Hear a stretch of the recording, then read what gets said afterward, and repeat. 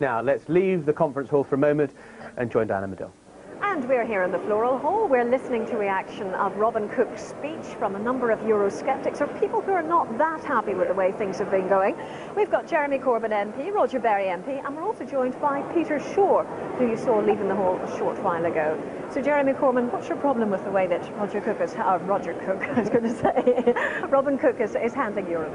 My concern is that we need to be very robust against the conditions for the single currency. The single currency would lead to enormous cuts in public expenditure in Britain and a very rapid rise in unemployment. Now, he appeared to make some tilt in that direction. The other one is a concern about democracy in Europe. We have a European bureaucracy totally unaccountable to anybody. Powers have gone from national parliaments, they haven't gone to the European Parliament, they've gone to the Commission and to some extent to the Council of Ministers. These are quite serious matters. People argue against there being a drop in public expenditure by saying that there will be economic growth to compensate. Well, I've heard that argument before, but the reality is we have more poor in Europe per head than almost any other country. The number of people in real poverty is increasing, and the kind of cuts in public expenditure envisaged by the Maastricht criteria would lead to a massive increase in poverty and unemployment in Britain. You cannot wait for growth. You have to deal with the issue of poverty now. Roger Berry, do you feel in a minority within the Labour Party on Europe? Not at all. I support what Robin said this morning. I think he made it perfectly clear that, firstly, jobs was going to be the bottom line in examining the single currency issue. And of course, the debate about a single currency is not a technical matter. It's about the impact on real things like jobs. And I'm unconvinced by the case of a single currency precisely because the current approach to monetary union would require massive cuts in public spending and job losses. So I welcome Robin's commitment to jobs. And secondly, Robin made it perfectly clear that Labour is opposed to the Maastricht road to a single currency, as it's described, the current conditions, because they do mean more deflation and more unemployment in Europe. And therefore, I welcome what Robin said this morning.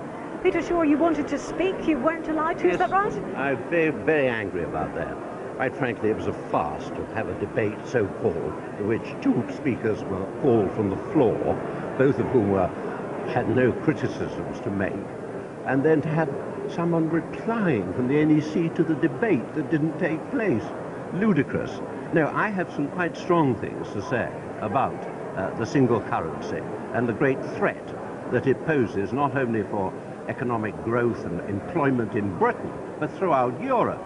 I mean, Europe is going through a tremendous deflation right now, with millions of pounds being slashed off public expenditure in Italy, in Spain, in France, in Germany, with growing unemployment, with Western Europe as it is, an area of very high unemployment in the world.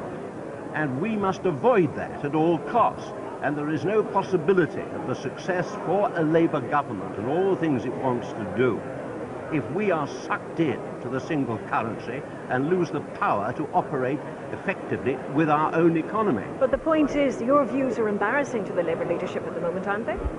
Well, I don't think they're at the moment widely accepted, but it really is a bit of crass conference mismanagement to deny a voice as, frankly, as long heard and as broadly accepted as it is in a very large part of the Labour Party as my own. But do you feel that you're out of step with the party on this? No, not necessarily. I have been in the past, the spokesman for the party on European affairs. I have known the party at times when it wanted to come out of Europe altogether. That isn't the case now. They want to stay in, and I understand that. But this problem of unemployment and the single currency is one that is felt throughout the Labour movement. And it's one that ought to be fully explored and expressed, and in my view lead to an unequivocal commitment that the Labour government will not join a single currency. And I'm opposed not just to joining a single currency now. I'm opposed to it on economic grounds and on grounds of effective democracy. I'm opposed to it in principle, that a single currency is in fact to abandon self-government and democracy in a country. Well, do you see this as New Labour stage managing a conference just to suit themselves, to try and get the voters?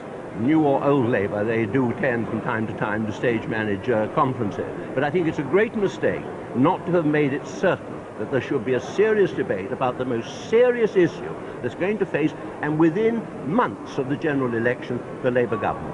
Would a referendum help you in any way, do you think, in your argument? Well, in the end, of course, we must have a referendum if we are so foolish as to recommend that we should join a single currency. There must be